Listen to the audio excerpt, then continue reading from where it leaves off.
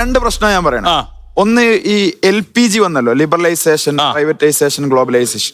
ഇത് വന്നപ്പോ തൊട്ടേ ഞങ്ങളുടെ പാർട്ടിക്കാർ പറയുന്ന ഒരു പ്രശ്നമുണ്ട്, ഇത് കുഴപ്പമാവാനുള്ള സാധ്യതകൾ ഉണ്ട് എന്നുള്ളത്. ഗ്ലോബൽ വില്ലേജായി മാറുവാണല്ലോ. അപ്പൊ ഗ്ലോബൽ വില്ലേജായി മാറുന്നതോടുകൂടി ഈ രാജ്യങ്ങളുടെ അതിർത്തികളെല്ലാം കുറെ വിതറിയപ്പെട്ടു. അതാണ് നേരത്തെ പറഞ്ഞ പോലെ സ്വീഡനും ഡെൻമാർക്കും ഒക്കെ നമുക്ക് കൊച്ചിയും കാക്കനാടും പോലെ കോന്നി പോലെ തോന്നുന്നത് വളരെ അടുത്ത സ്ഥലങ്ങളായി മാറുന്നു എന്നുള്ളൊരു കാര്യമുണ്ട്. അതൊരു കാര്യമുണ്ട്. പക്ഷെ അങ്ങനെ സംഭവിക്കുമ്പോഴും അവിടെ പോകുന്ന ആളുകളുടെ റിസോഴ്സ് രാജ്യത്തിന് നഷ്ടപ്പെടുമ്പോഴാണ് അത് ബ്രെയിൻ ഡ്രെയിൻ ആവുന്നത്. ഇപ്പൊ ഞാൻ ഇവിടെ പറയാൻ ശ്രമിക്കുന്ന ഒരു വാദം, നേരത്തെ തൊട്ടേ ഗൾഫിലേക്ക് ആളുകൾ മൈഗ്രേറ്റ് ചെയ്യപ്പെട്ടതിന്റെ ഭാഗമായി അവരവിടെ ചെലവഴിച്ച അവരുടെ അധ്വാനത്തിന്റെ മൂലധനം, ആ സമ്പത്ത് അത് ഈ നാട്ടിലേക്ക് തിരിച്ചു നമ്മൾ അനുഭവിക്കുകയാണ്.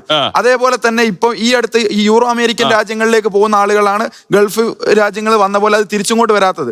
അതും സർക്കുലേറ്റ് ചെയ്യപ്പെട്ടാൽ മതി. പിന്നെ മറ്റൊരു കാര്യം, നേരത്തെ അദ്ദേഹം പറഞ്ഞു ഞങ്ങൾ കുറച്ച് വാദങ്ങൾ ഒരുമിക്കുന്നുണ്ട്. ഈ ബ്രെയിൻ ഡ്രെയിൻ സംഭവിക്കുന്ന മറ്റൊരു മേഖലയുണ്ട്. ഉദാഹരണത്തിന്, ഈ കൊച്ചി നഗരത്തിൽ ഒരാൾ ഊബർ ഓടിക്കുകയാണ്.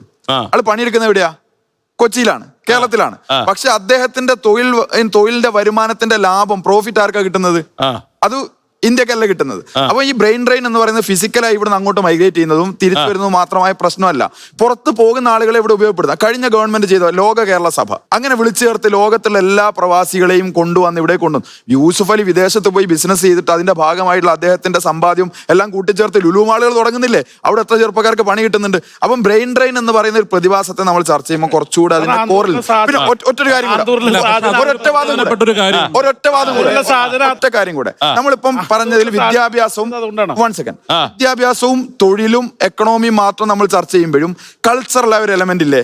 ഇപ്പോ ഇവിടെയുള്ള കസ്റ്റംസ്, ലോസ്, വാല്യൂസ്, ട്രഡീഷൻസ്, ഇവിടുത്തെ കുറെ കെട്ടുപാടുകൾ, മാമൂലികൾ, ഇതിൽ നിന്നൊക്കെ മടുത്തിട്ട് കുറച്ചുകൂടെ സ്വതന്ത്രമായ ലോകത്ത് ജീവിക്കാലോ എന്ന് ചെറുപ്പക്കാർ വിചാരിക്കുമ്പോൾ അവരെ ആകർഷിക്കുന്ന കുറെ എലമെന്റുകൾ മറ്റു സ്ഥലങ്ങളിലുണ്ട്.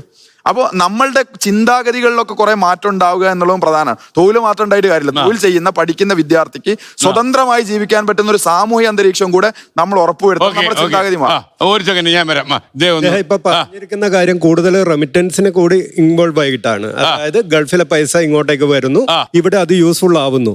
പക്ഷെ ഇതേ കാര്യം യൂറോപ്പിന്റെ കാര്യത്തിലും അല്ലെങ്കിൽ കാനഡയുടെ കാര്യത്തിലും ഓസ്ട്രേലിയ, ഈവൻ US-ന്റെ കാര്യത്തിലും നമുക്ക് പറയാൻ പറ്റില്ല. കാരണം അവിടെ നിന്ന് ഇങ്ങോട്ടേക്ക് പൈസ അയക്കണമെങ്കിൽ റെമിറ്റൻസ് ഉണ്ട്, ഗൾഫ് പോലെ ഇല്ലാന്ന് മാത്രമേ ഉള്ളൂ. അല്ല, അത്രയും പെർസെന്റേജ് ഓഫ് ടാക്സ് അടച്ചിട്ടാണ് വരുന്നത്. പിന്നെ മറ്റൊരു കാര്യം എന്ന് പറയുന്നത്, എപ്പോഴും പറയുന്നത് ഇഷ്യൂസ് പറയുന്നത് ബ്രെയിൻ അങ്ങോട്ടേക്ക് പോകുന്നു. ഇവിടെയുള്ള സ്റ്റുഡൻസിന് അല്ലെങ്കിൽ ഇവിടെയുള്ള സ്റ്റുഡൻസിന് ഇവിടെ കാറ്റർ ചെയ്യാനുള്ള കപ്പാസിറ്റി ഉണ്ട്. ജൻസീനെ നമ്മൾ മനസ്സിലാക്കിയിട്ടില്ല. ജൻസി മുതൽ ആൽഫ വരെയുള്ള ഇപ്പോൾ ഉള്ള കുട്ടികളെ നിങ്ങളെന്നല്ല നമ്മളാരും മനസ്സിലാക്കിയിട്ടില്ല. കാരണം അവർക്ക് ആവശ്യമുള്ള പല കാര്യങ്ങളിലും റെസ്ട്രിക്ഷൻസ് അവർക്ക് ഫീൽ ചെയ്തു തുടങ്ങി. അപ്പോഴാണ് അവർ ഇവിടുന്ന് രക്ഷപ്പെട്ടു പോകുന്ന പോലത്തെ ആറ്റിറ്റ്യൂഡ് കാണിക്കുന്നത്. അല്ലാതെ അവർക്ക് മറ്റൊരു സ്ഥലത്ത് ഇപ്പം ഇവിടുന്ന് ബാംഗ്ലൂരേക്കെങ്കിലും പോയി പഠിക്കണം എന്ന് ചിന്തിക്കാത്ത കുട്ടികൾ ഉണ്ടാവില്ല. കാരണം അവർ പോകുന്നത് പഠിപ്പ് മാത്രമല്ല, അവർക്കുള്ളൊരു സർക്കംസ്റ്റൻസ് കൂടിയുണ്ട്. ആ സർക്കംസ്റ്റൻസിനെ കൂടി കാറ്റർ ചെയ്യാൻ നമ്മൾ തയ്യാറാവുമ്പോഴാണ് ഇവിടെ ഒരാൾ സ്റ്റിക്ക് ഓൺ ആവുന്നുള്ളൂ.